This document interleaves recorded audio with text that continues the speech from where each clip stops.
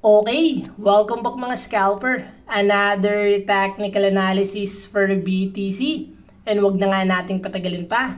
Tingnan muna natin yung weekly time frame dahil kaka-close lang ng candle. So nag-close ng doji candle and average yung volume. Silipin na natin yung possible scenario sa lower time frame.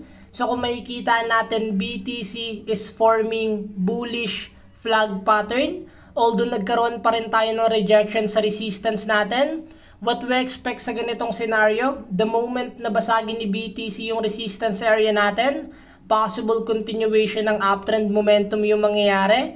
But since currently, nagkakaroon ng rejection yung BTC, titingnan natin kung may sasaluba sa support natin and possible na maging valid pa rin itong pattern natin. So we will always wait pa rin kung babasagin ni BTC yung resistance dahil nagkakaroon tayo ng volume. Good news na may sumasalo pa rin ng selling pressure. But we will always wait pa rin kung babasagin yung trendline natin para magkaroon ng gain momentum yung uptrend. But currently, the moment na magkaroon tayo ng rejection sa resistance, possible na mag-continue pa yung downtrend momentum ni BTC.